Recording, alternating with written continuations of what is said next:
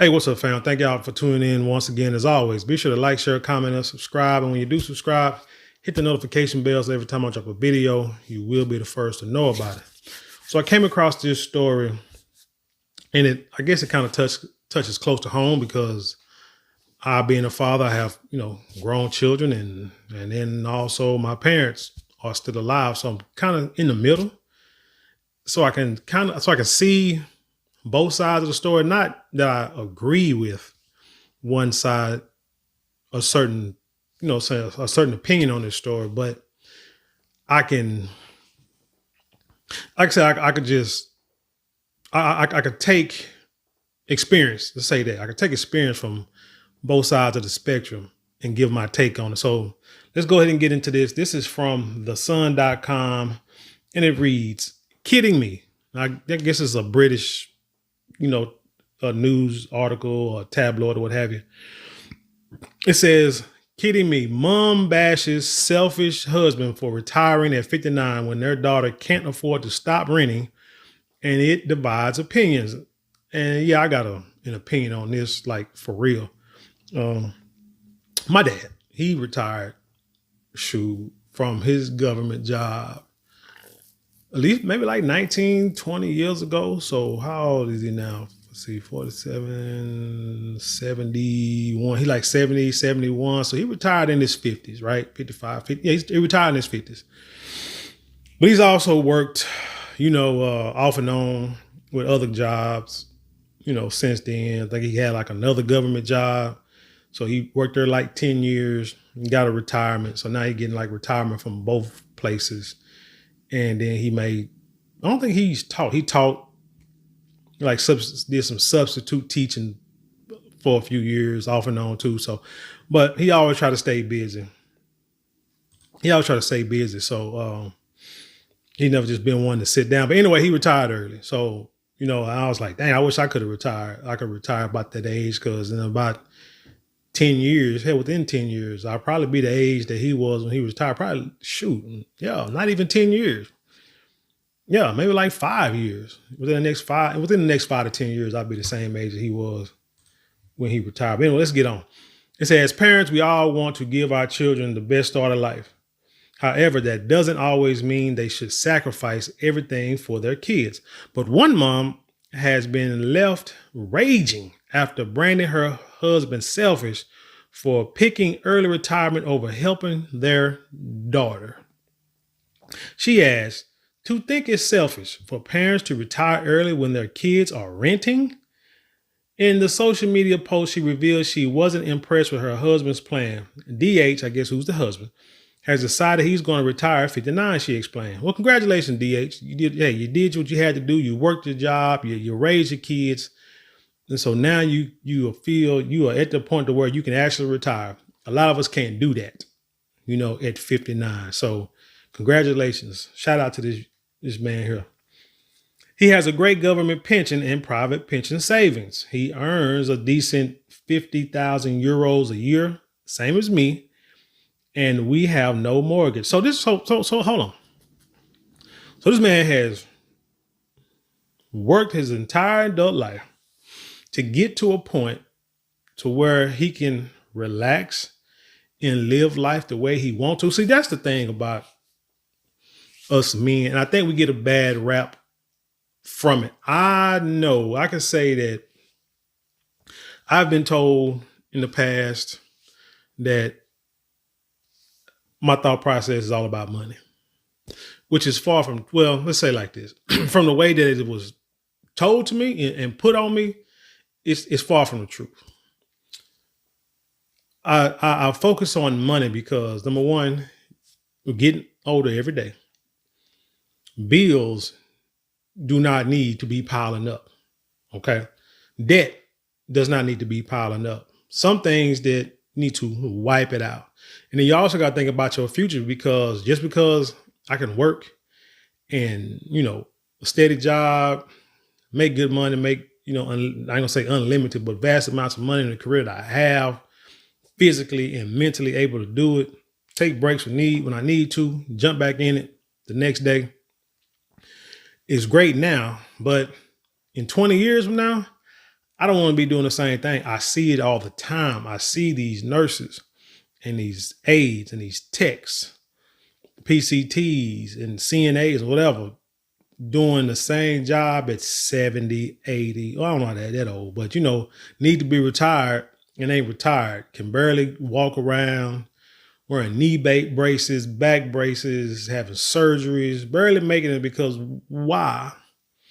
Because for some reason, early in life, they made choices, poor choices financially, whether it was maybe,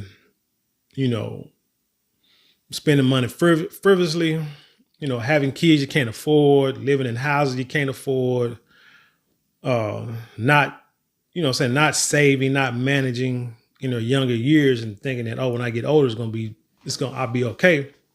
But times change, prices go up, inflation happens, interest rates go up, and it makes it harder and harder to retire and to be comfortable. And I said to myself a long time ago when I used to work in a warehouse and I see these old men in their 50s and 60s were working in the warehouse and wasn't no upward mobility in that type of work. And I'm like, man, I refuse to be still working in a warehouse when I'm 60. I just can't see it. I ain't paying enough. And I got kids and kids are expensive. I said, I got to do something different, which is why I went back to school and to get a degree. I did some sacrificing to get to where I'm at now. So now I can utilize what I've learned to make as much money as possible in order to pay debt, in order to save money. So when I become in my 50s and in my 60s, I won't be killing myself trying to live a somewhat relaxing life, being able to do what I want to, go out and garden, maybe travel, maybe hit the road, maybe hit the plains, maybe work somewhere part-time, maybe volunteer more, things that I want to do, see kids or grandkids, whatever, being able to do because I've raised my children. That's how I raise my children so they can start living their own life. And so they ain't got to worry about me, ain't got to worry about them. And you know what I'm saying? And that's the way life is supposed to go. But because people make bad decisions, everybody can't do that. So she said, what else? Let's continue. While it seems they are living, and they have no mortgage, man. And that's my thing. Like I said, I'm about making money because I'm trying to pay things off. You know what I'm saying? I'm trying to pay the cars off. She want to pay the house off.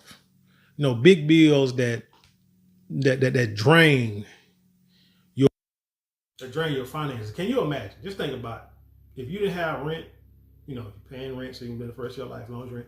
But let's say you didn't have a mortgage and you didn't have a car payment.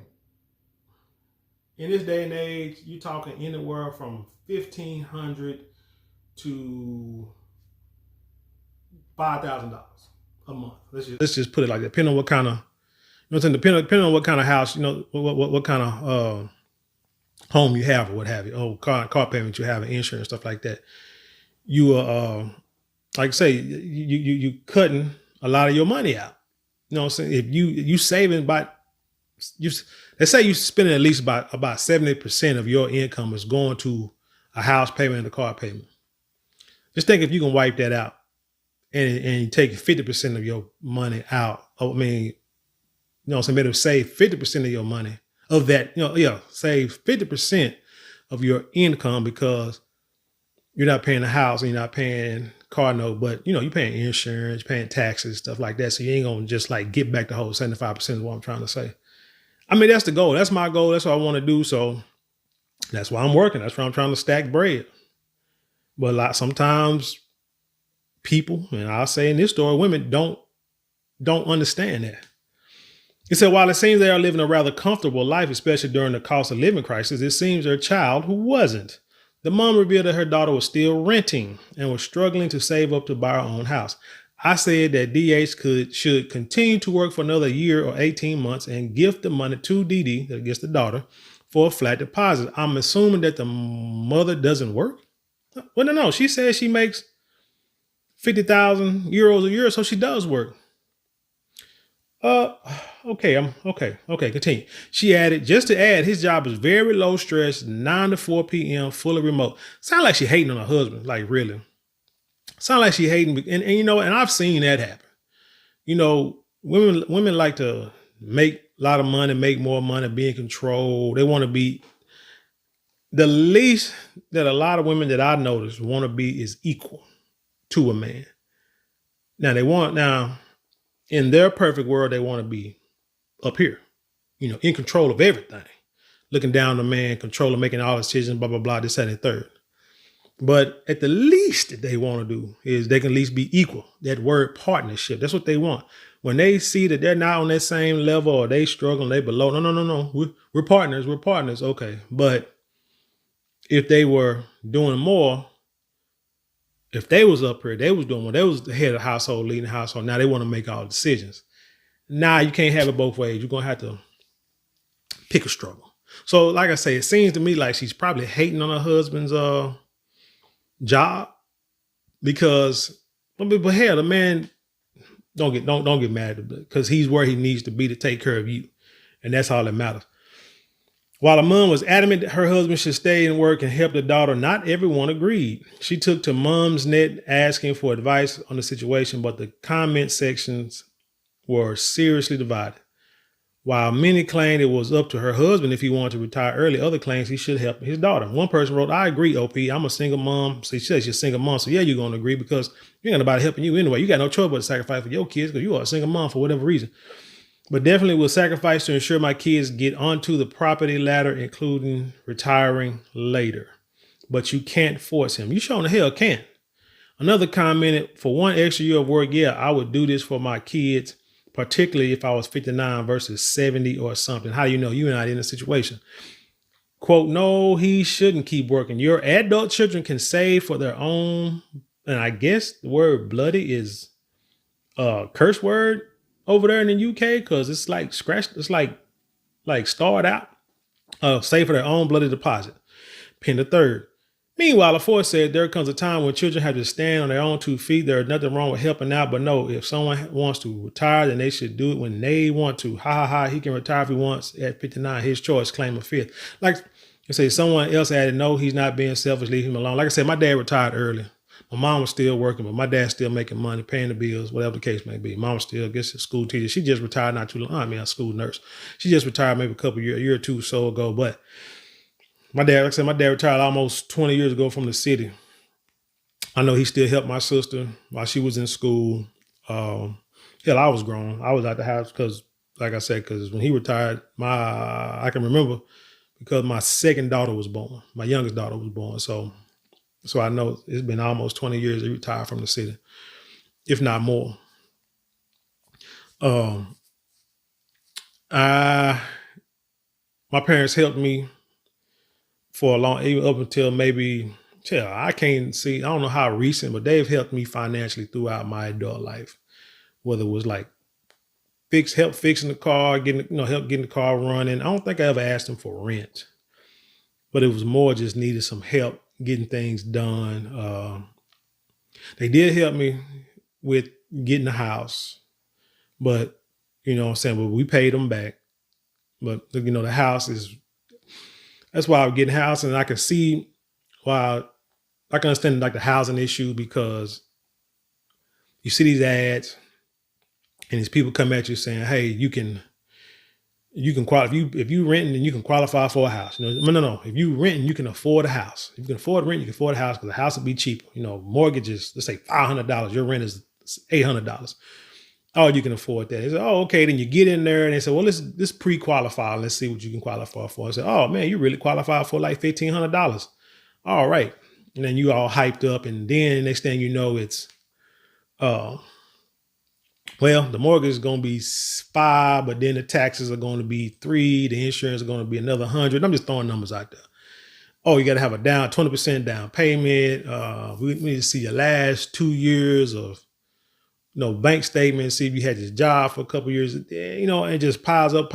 And then that $1,000, that affordability, that mortgage, that $800 or whatever, $500, thought the mortgage is going to be more than your rent, but it's going to something you own, I guess. Anyway, so I could see that she probably got all into the whole aspect and all the dealings and during the process, get into the whole process. And next thing you know, boom, she get hit because it's like every week is something different. Every week is something. Oh, I need this. Now we need this. Now we need this. And then you so far in that you really can't pull out. So now you need some help. I can get that part. But in the same token, after reading this story, and I'm gonna go to another link too and look at and read some more stats. Matter of fact, let me say this here first. It says every parent wants to provide their children with everything they need to have a good start in life. It's a same story, but it says 36% of young home buyers expect to receive support from their parents to fund their down payment. Now, I didn't expect to receive support. I expected to be able to walk in the house, for us to be able to walk into the house alone. But like I said, the process, you get so far in the process and you don't want to back out. And all of a sudden, boom, you need some help. That's how our process went. So it's like, hey, can you help me a little bit just for now? And I give it back to you. Just that I don't, the money that they talking about we need is not in the bank and it's getting there, just ain't there. And we just so close. And, parents was cool enough to help. They did it and gave them their money back and call it what it is. Like a short-term loan, really. But like I said, I didn't expect my parents to help, to give me anything for a down payment. It says many young adults report not being able to make it on their own financially. With high food and housing costs, lower wages, and larger student loans, millennials and Generation Z are facing more economic challenges than their parents did at their age. Exactly. As a result, many caregivers feel the need to step in and help. In fact, a savings.com report revealed that nearly half, 47% of parents provide their children over 18 with at least some financial support. I can raise my hand on that one.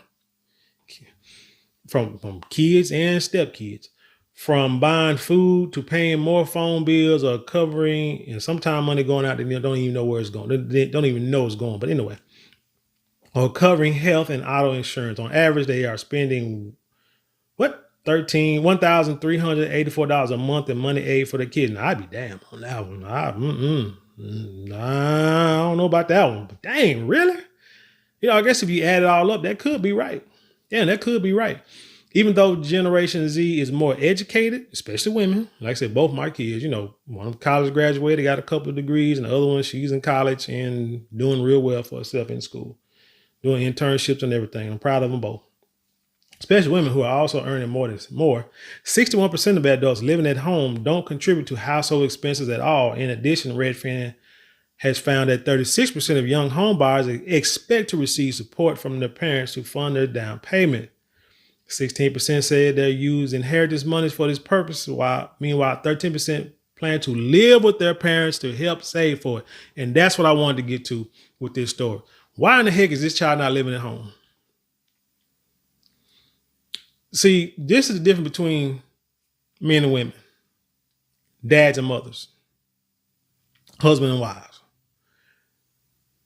The women folk expect the husband to sacrifice everything, kill himself on the battlefield for them to live comfortably and not be able to enjoy the fruits of his labor, except maybe, every now and then getting some hot tour, whatever the case may be. But that's all, a meal every now and then. But other than that, the man should not benefit from his labor. This man, worked long enough to retire, saved up for his pension, his retirement. So the man is figured out his finances and said, hey, at 59, when I'm able to get this retirement money, I'm out of there.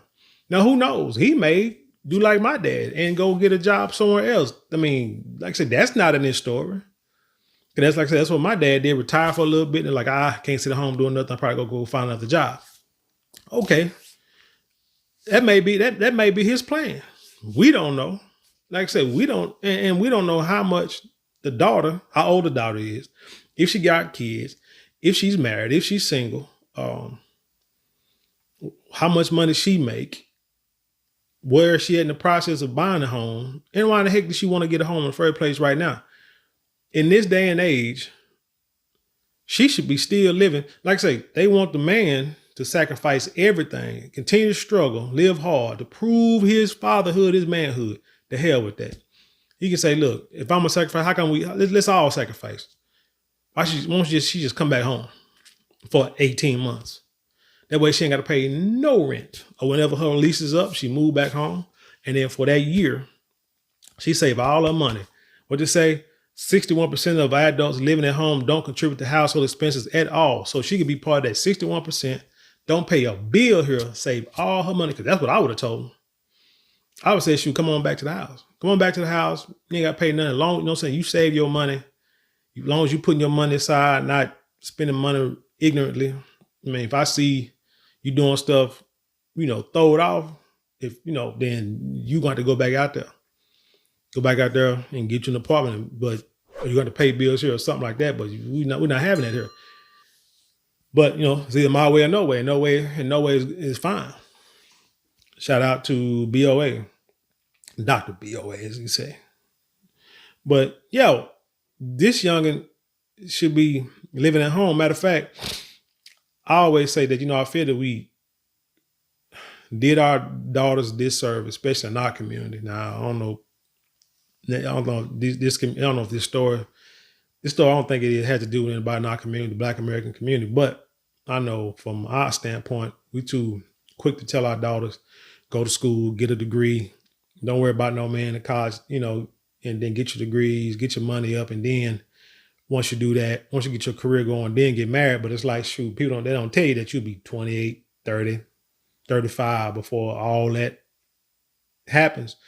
And by that time, all the dudes that's your age that was in school with you, that was in college with you, trying to holler at you, trying to do the same thing you doing, and y'all could have came up together. He done moved on and got him a family, and probably got a couple of kids already. And you sitting there with nothing, still talking about your career.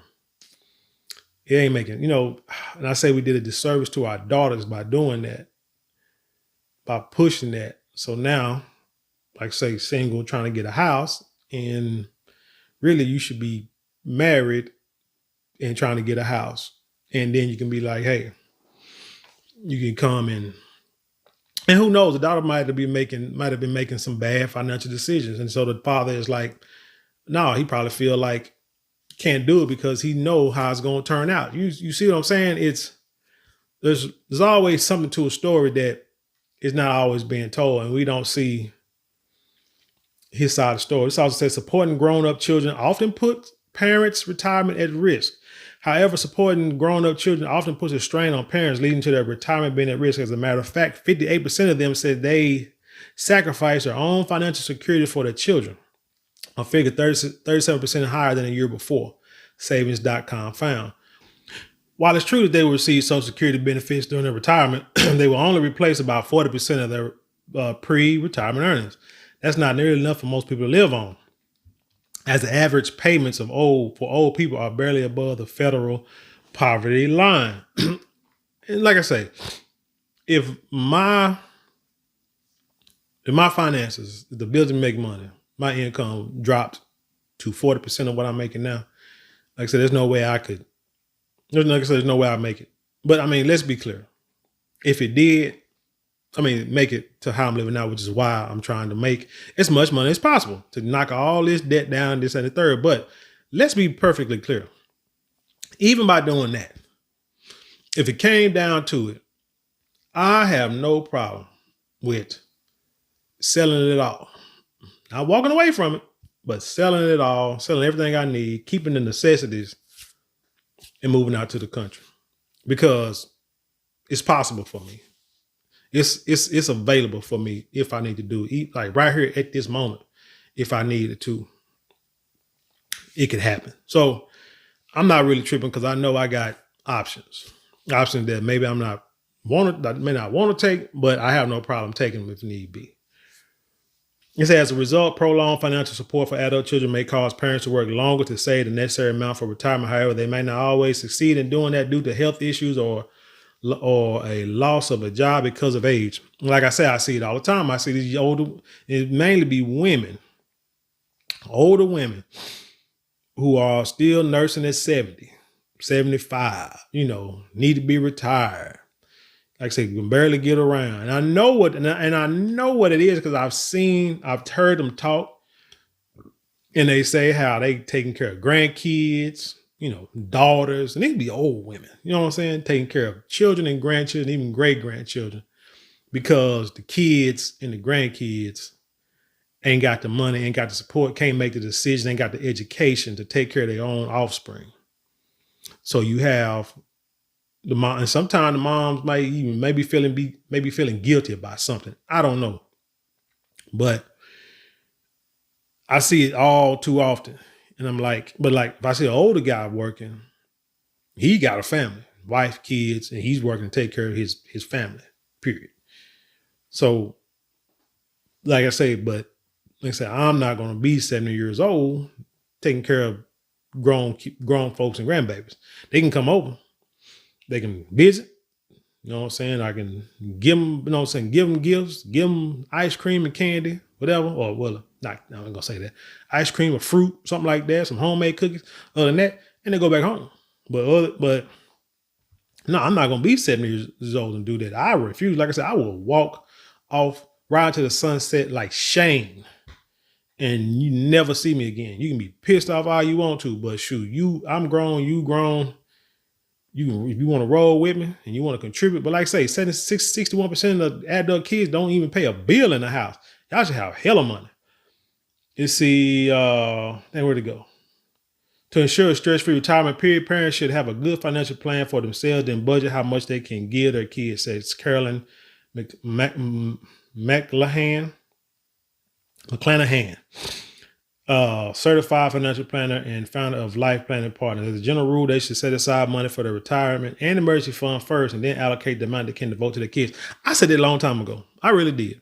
I actually said this to a woman one time when she said that every time you look up, her kids ask for money. And I said, you know what you need to do? You need to create an account to the side. When you get paid, put a little bit of money into your account, into that account every time you get paid. Because if your kids are grown and you give them the money now, you're going to be doing it for a long time. Unless you cut them off, which you probably ain't going to do. So this is what you need to do. And she was like, I ain't going to do that. And whatever, they're going to have to do this, that, and they're going to have to figure it out. I'm like, okay. And, from what I see, from what I hear, it's still going on till this day. So hey, what do I know? What do I know? And I didn't have to go through it. It's just logic. It's logic. Like, look, if this is how you've been doing, this is what you need to do. This is why you can keep money in your pocket. I mean, you got to budget your money, but because you're going to be a parent for the rest of your life. Let's be honest. Now I ain't going to sit here like I'm just some old Scrooge McDuck and don't take care of my youngest. If my kids need anything, I got them. But in the same breath, you can't be doing dumb stuff all the time. You can't. I'm not going to continue to give you money and you spending your money frivolously. You're buying what you want and begging for what you need. That's not going to happen here. So like I said, with that said, hey, put money aside for your children.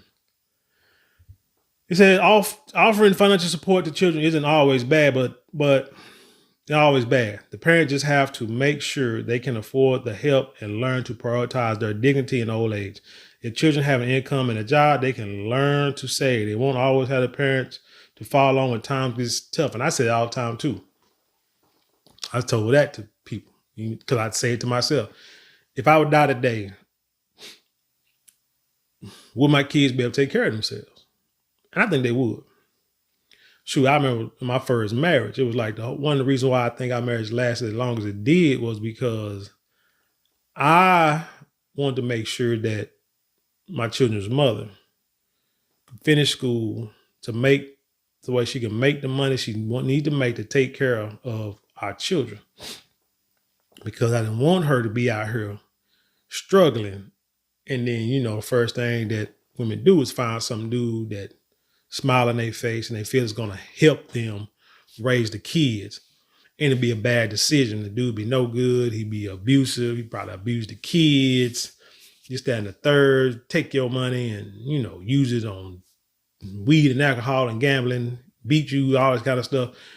And I said I didn't want my children to deal with that. So that's what I did. And at this day and age, once our divorce happened, she was able to take care of herself financially. And like I said, hey, it is, and take care of the kids financially. And that's what it was. So I had to start over, and I did. And when got myself straight, got my finances right.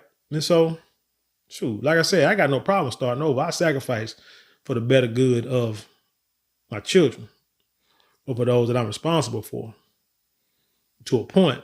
But I also know I got to get to a level in order to be able to do that and to not kill myself at the same time. That's what I got to. But yeah, so bottom line, in this, it's a whole bunch of, wait a minute, it's a whole bunch of little replies. Well, let me read a couple of these. His choice, his life, his money. In my opinion, Didi can work a bit harder, do more overtime, get a better paying job, etc., or live with you guys and save a mass on rent. Ours stay with us until they save the deposit. We get to them money later as they did not ask or expect. Man, I can go out with that, because that's my sentiment exactly. Move back in, save the money. Matter of fact, move back in, go to church, find you a good man or something. Good Lord, go to work and find you a man who's working every day, working hard, trying to do something with his life, and hitch your wagon to that brother. You know what I'm saying? As long as he's a good guy, not, like I say, make sure, like I said, I mean, vet who you trying to be with, but find you a good husband. That way, sure, you move back home, save your money, deal with a good man, and then y'all can get y'all house together. But nah, not this generation. That ain't what they want to do. But anyway, that's all I got for this story. Tell me what you think about this. Leave your comments below. Share it with the world. Let's have a dialogue. You know how we do around here. Don't forget to support the channel. Don't forget to like, share, comment, and subscribe. 4 ways you can support without costing you a dime, just maybe a couple of minutes out your day. And I'll be grateful for it. If you want to support financially, you can give super thanks, super chats, or go to the description box. Click the link below. Click the links and the links that are below. And you can support there. Like you can go to marlonmorale.com. You can actually buy products. You buy perfume, cologne, silk scarves, silk do-rags, beard products, all high quality. The same quality you would get for the name brand luxury companies, but just you're not paying for the name, so the price is a little more affordable. But with that being said, I leave you in peace, and I'll see you on the